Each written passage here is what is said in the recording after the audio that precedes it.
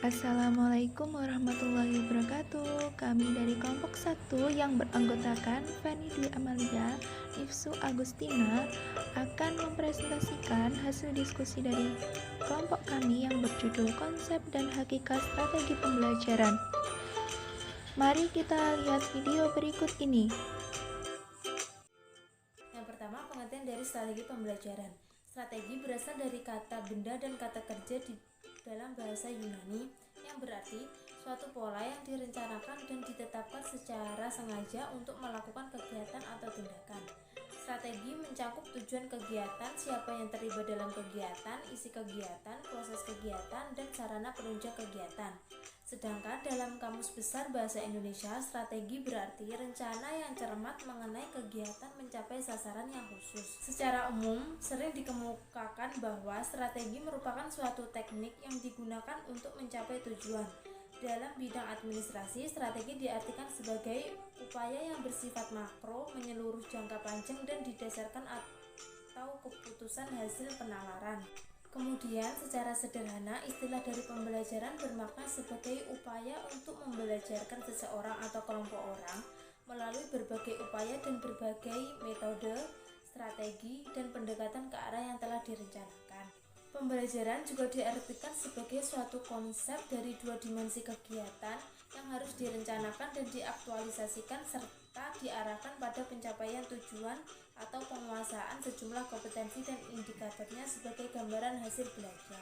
Kemudian dari pengertian tersebut, strategi pembelajaran dapat diartikan sebagai rangkaian kegiatan dalam proses pembelajaran yang terkait dengan pengelolaan siswa, pengelolaan guru, pengelolaan kegiatan pembelajaran, pengelolaan lingkungan belajar, pengelolaan sumber belajar dan penilaian agar pembelajaran lebih efektif dan efisien sesuai dengan tujuan pembelajaran yang ditetapkan.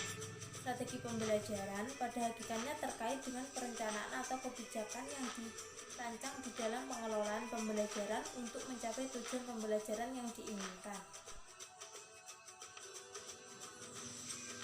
Selanjutnya kita masuk pada jenis-jenis strategi pembelajaran. Pada artikel Saskatchewan Educational, jenis-jenis dari strategi pembelajaran terbagi menjadi 5. Yang pertama yaitu strategi pembelajaran langsung. Strategi pembelajaran ini merupakan strategi yang terpusat pada gurunya yang paling tinggi dan paling sering digunakan. Pada strategi ini termasuk di dalamnya ada metode-metode ceramah, pertanyaan didaktif, pengajaran eksplosif, praktik, pelatihan, serta demonstrasi. Kemudian strategi pembelajaran langsung efektif digunakan untuk memperluas informasi atau mengembangkan keterampilan langkah demi langkah. Yang kedua yaitu strategi pembelajaran tidak langsung. Pembelajaran tidak langsung memperlihatkan bentuk keterlibatan siswa yang tinggi dalam melakukan observasi, penyidik, penggambaran inferensi berdasarkan data atau pembentukan hipotesis. Kemudian dalam strategi ini, peran guru beralih dari penceramah menjadi fasilitator, pendukung, dan sumber personal. Guru merancang lingkungan belajar, memberikan kesempatan siswa untuk terlibat dan jika memungkinkan memberikan umpan balik kepada siswa ketika melakukan inquiry. Yang ketiga yaitu strategi pembelajaran interaktif. Strategi pembelajaran interaktif mengacu kepada bentuk diskusi dan saling berbagi di antara peserta didik. Strategi pembelajaran interaktif dikembangkan dalam rentang pengelompokan dan metode-metode interaktif. Di dalamnya terdapat bentuk-bentuk diskusi kelas, diskusi kelompok kecil atau pengerjaan tugas berkelompok dan kerja sama siswa secara berpasangan. Yang keempat yaitu strategi pembelajaran melalui pengalaman. Strategi pembelajaran melalui pengalaman menggunakan bentuk sekuens induktif berpusat pada siswa dan berorientasi pada aktivitas. Kemudian penekanan dalam strategi pembelajaran melalui pengalaman adalah pada proses belajar dan bukan hasil belajar. Lalu guru dalam menggunakan strategi ini baik di dalam kelas maupun di luar kelas. Secara contoh, di dalam kelas dapat digunakan metode simulasi, sedangkan di luar kelas dapat dikembangkan metode observasi untuk memperoleh gambaran secara umum. Yang kelima atau yang terakhir yaitu strategi pembelajaran mandiri. Belajar mandiri merupakan strategi pembelajaran yang bertujuan untuk membangun inisiatif individu, kemandirian, dan peningkatan diri. Fokusnya adalah pada perencanaan belajar mandiri oleh peserta didik dengan bantuan guru. Belajar mandiri juga bisa dilakukan dengan teman atau sebagai bagian dari kelompok kecil.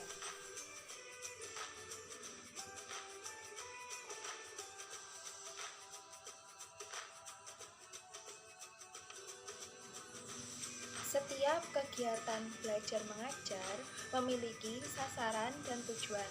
Tujuan itu bertahap dan berjenjang, mulai dari yang sangat operasional hingga yang konkret, yakni tujuan pembelajaran khusus, tujuan pembelajaran umum, tujuan pembelajaran kurikuler, dan tujuan nasional sampai pada tujuan yang bersifat universal.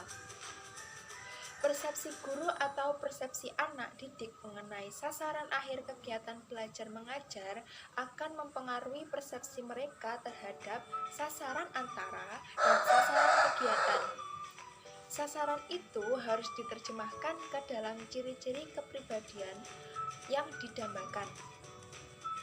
Pada tingkat sasaran atau tujuan yang universal, manusia yang diidamkan tersebut harus memiliki kualifikasi.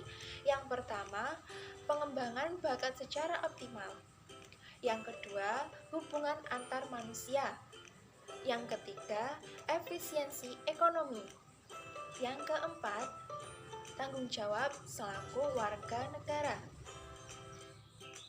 Belajar mengajar sebagai suatu sistem instruksional mengacu kepada pengertian sebagai seperangkat komponen yang saling bergantung satu sama lain untuk mencapai tujuan. Sebagai satu sistem, belajar mengajar meliputi sejumlah komponen, antara lain yang pertama adalah tujuan pelajaran, yang kedua adalah bahan ajar, yang ketiga adalah siswa yang menerima pelayanan belajar, yang keempat adalah guru, yang kelima adalah metode dan pendekatan, yang keenam adalah situasi, yang ketujuh adalah evaluasi dan kemajuan belajar. Nah, agar tujuan itu dapat tercapai, semua komponen harus diorganisasikan demi tercapainya suatu kerjasama. Untuk itu, wajar bila guru memahami dengan segenap aspek pribadi anak didik seperti yang pertama, kecerdasan dan bakat khusus, yang kedua, prestasi sejak permulaan sekolah, yang ketiga, perkembangan jasmani dan kesehatan, yang keempat, kecenderungan emosi dan karakternya, yang kelima, sikap dan minat belajar, yang keenam, cita-cita. Yang ketujuh, kebiasaan belajar dan bekerja. Yang kedelapan, hobi dan penggunaan waktu senggang. Yang kesembilan, hubungan sosial di sekolah dan di rumah. Yang kesepuluh, latar belakang keluarga. Yang kesebelas, lingkungan tempat tinggal. Yang kedua belas, sifat-sifat khusus dan kesulitan belajar anak didik. Nah, usaha untuk memahami anak didik itu bisa dilakukan melalui evaluasi. Selain itu, guru mempunyai keharusan melaporkan perkembangan hasil belajar para siswa kepada kepala sekolah, orang tua, dan pihak-pihak yang terkait.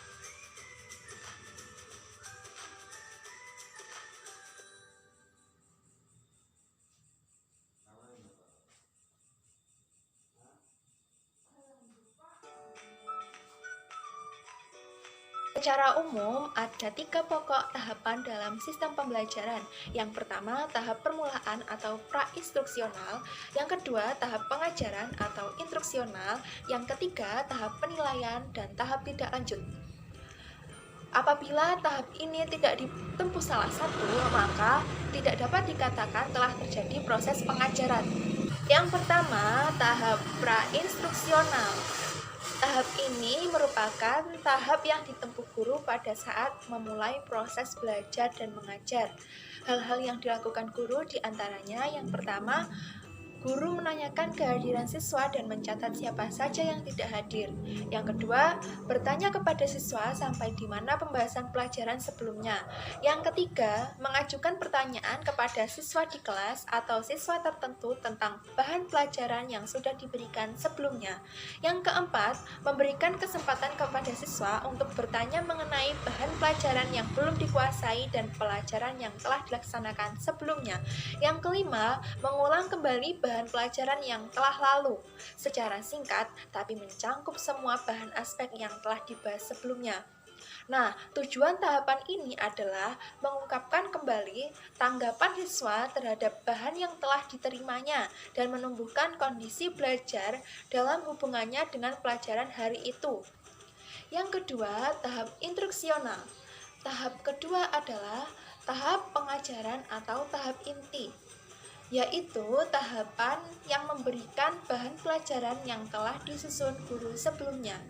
Secara umum dapat diidentifikasi beberapa kegiatan dalam tahap inti yang meliputi: yang pertama, menjelaskan pada siswa tujuan pengajaran yang harus dicapai siswa. Yang kedua, menuliskan pokok materi yang akan dibahas hari itu yang diambil dari buku sumber yang telah disiapkan sebelumnya. Yang ketiga, membahas pokok materi yang telah dituliskan. Yang keempat, pada setiap pokok materi yang dibahas sebaiknya diberikan contoh-contoh konkret. Dengan demikian, siswa harus diberikan pertanyaan atau tugas untuk mengetahui tingkat pemahaman dari setiap pokok materi yang telah dibahas. Yang kelima, penggunaan alat bantu pengajaran untuk memperluas pembahasan setiap pokok materi yang sangat diperlukan. Yang keenam, menyimpulkan hasil pembahasan dari pokok materi. Yang ketiga adalah tahap evaluasi dan tindak lanjut. Tahap ini bertujuan untuk mengetahui tingkat keberhasilan dari tahapan kedua atau instruksional. Kegiatan yang dilakukan pada tahapan ini diantaranya meliputi: yang satu, mengajukan pertanyaan kepada kelas atau kepada beberapa siswa mengenai semua pokok materi yang telah dibahas pada tahapan kedua. Yang kedua, apabila pertanyaan yang diajukan belum dapat dijawab oleh siswa kurang dari 70%, maka guru harus mengulang kembali materi yang belum dikuasai siswa. Yang ketiga, untuk memperkaya pengetahuan materi yang dibahas, guru dapat memberikan tugas atau pekerjaan rumah yang hubungannya dengan topik atau pokok-pokok materi yang telah dibahas. Yang keempat, akhiri pelajaran dengan menjelaskan atau memberitahu pokok materi yang akan dibahas pada pelajaran berikutnya. Menurut Meyer berpendapat bahwa kegiatan pembelajaran pada hakikatnya mempunyai 4 unsur. Yang pertama, persiapan; yang kedua, penyampaian; yang ketiga, pelatihan; yang keempat, penampilan hasil atau performance. Bila ada salah kata, kami mohon maaf. Wassalamualaikum warahmatullahi wabarakatuh.